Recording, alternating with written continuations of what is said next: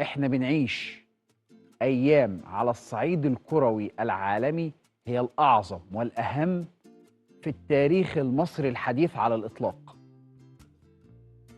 وهقول لك ليه، بس ركز معايا.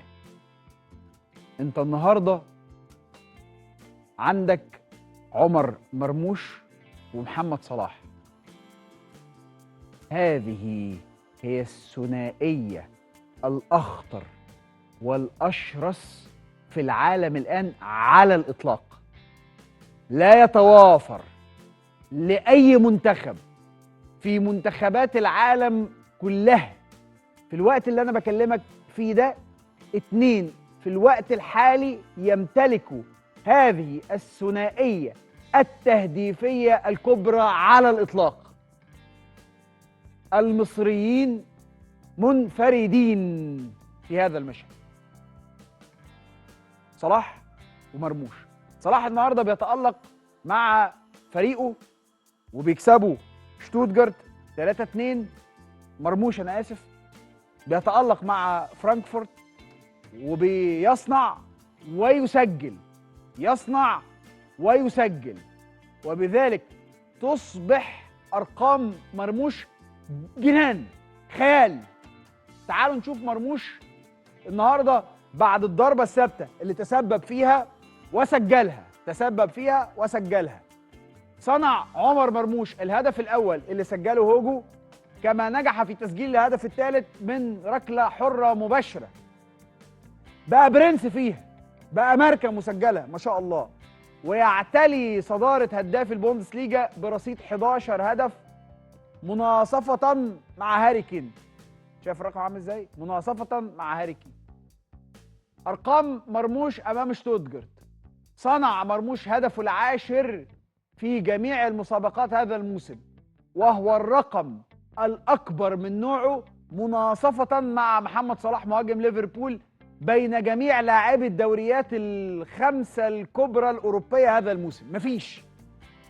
مفيش حد عمل الارقام دي في صناعه الاهداف في جميع المسابقات الخمسه الكبرى غير مرموش وصلاح.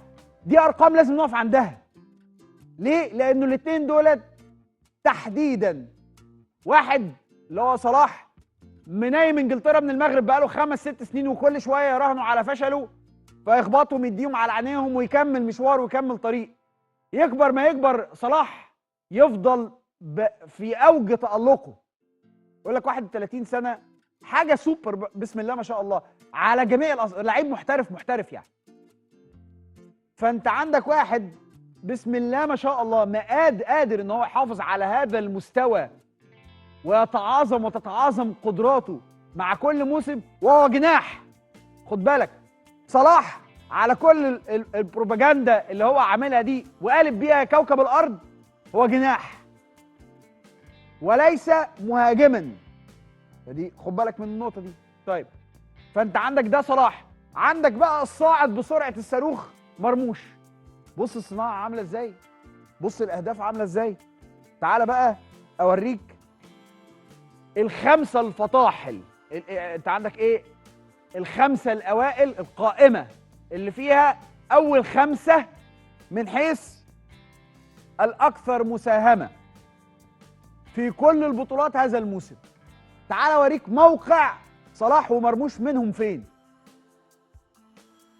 اهو دول الاكثر مساهمه في الاهداف في كل البطولات، دول الاكثر على الاطلاق، مفيش حد اجمد منهم. الخمسه دول هم الاجمد.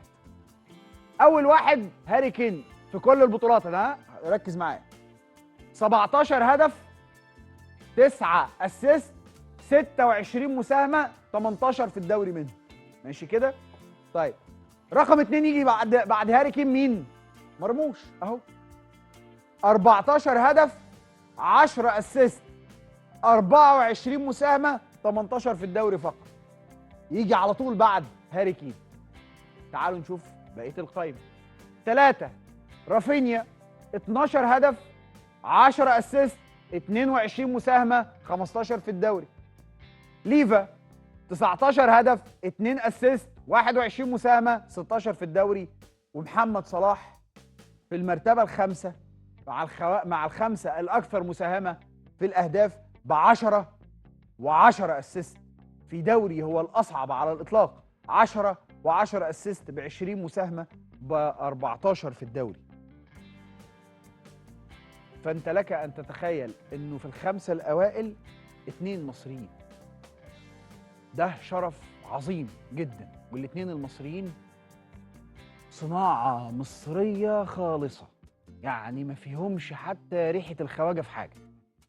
الاثنين عاشوا في مصر او اتولدوا في مصر وعاشوا في مصر، اكلوا اكلنا وشربوا شربنا وشافوا اللي احنا شفناه وعاشوا نفس حياتنا بنفس عينينا بنفس قدراتنا وبنفس امكانياتنا وبنفس خبراتنا في الحياه بنفس كل حاجه.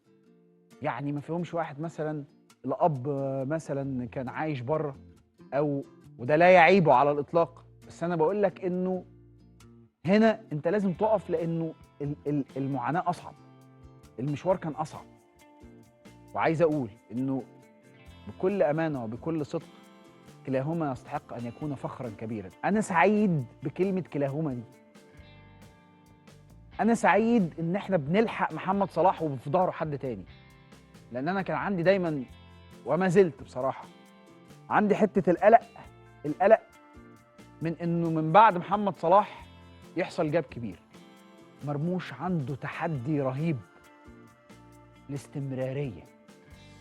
محمد صلاح اللي موصله للي هو فيه الاصرار والاستمراريه والالتزام.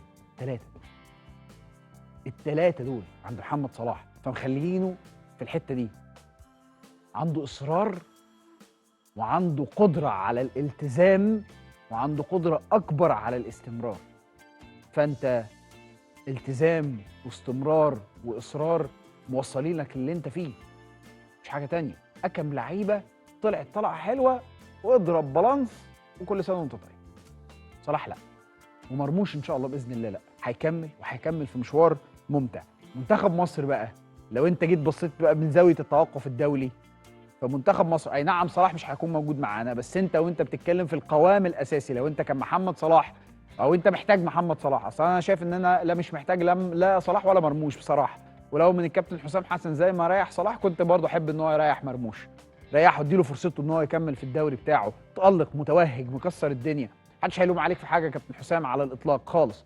العب بكل العناصر التانيه اللي موجوده، محدش هيقول لك حاجه. انا واحد من الناس بشوف انه جرب وادي فرص ومفيش ما يمنع اي حاجه. كنت احب انه مرموش طالما ماشيه معاه نسيبه، احنا كده الماتشين خلاص خلصناهم، ما احناش محتاجين حاجه، جرب نحط اسماء تانيه. اتمنى يعني لو يبقى في الامور امور او يبقى فيها تفصيله زياده. بص بقى منتخب مصر من ناحيه الافضليه، صلاح هاتوها لنا على الشاشه لو معاك.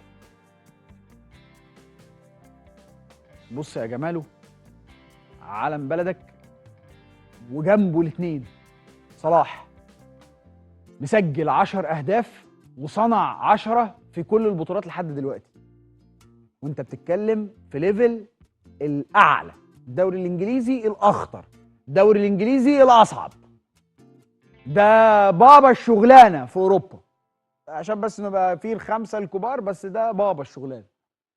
ثم ياتي مرموش بخطى ثابته ما شاء الله، مسجل 14 هدف وصنع 10 في كل البطولات لحد اللحظه اللي احنا بنتكلم فيها دي.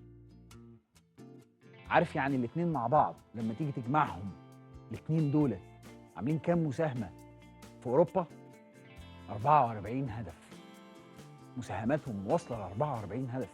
يا جدع اقف عند التاريخ واحترمه، اقف عند التاريخ واحترمه. النهارده التاريخ ده لازم نفتكره. اتمنى في يوم من الايام نبقى اكتر من كده، بس ده تاريخ جديد بيتسطر باسم مصر وباسم لاعبتها المصريه محمد صلاح ومرموش. انك تشوفهم في المكانه دي، انك تقرا عنوان زي ده، انه منتخب مصر بيمتلك افضل ثنائيه تهديفيه حاليا على الاطلاق، لا مهم ولا وحلو. تعالوا نشوف لما تيجي تقارن الباقي، احنا الاشرس الحمد لله. منتخب انجلترا عنده هاري كين 17 هدف 9 اسيست 16 مباراه في كل البطولات. بالمر 7 و5 اسيست 13، اقل من اي حد، من اقل من الاثنين بتوعنا، عشان بس تبقى انت فاهم القصه عامله ازاي. ساكا 4 اهداف 7 اسيست 15 مباراه في كله. فعندهم هي فرده بس اللي ايه طايره، اللي هو هاري كين، انما ما عندهمش زينا احنا الاثنين جمع الاثنين يوصلنا لده. ده منتخب انجلترا. منتخب اسبانيا عندهم طبعا لامين يامال 6 اهداف 8 اسيست 16 مباراه في كل البطولات. وفي منتخب اسبانيا ايضا داني اولمو 5 اهداف في 7 مباريات في كل البطولات. اللي بعده باركولا في منتخب فرنسا 10 اهداف 2 اسيست 15 مباراه في كله. احنا بنتكلم في الوقت الحالي. ماركوس تورام 8 اهداف 8 اهداف 5 اسيست 14 مباراه في كل البطولات مجموعه. ده امبابي 8 اهداف و2 اسيست في 16 مباراه في كل البطولات.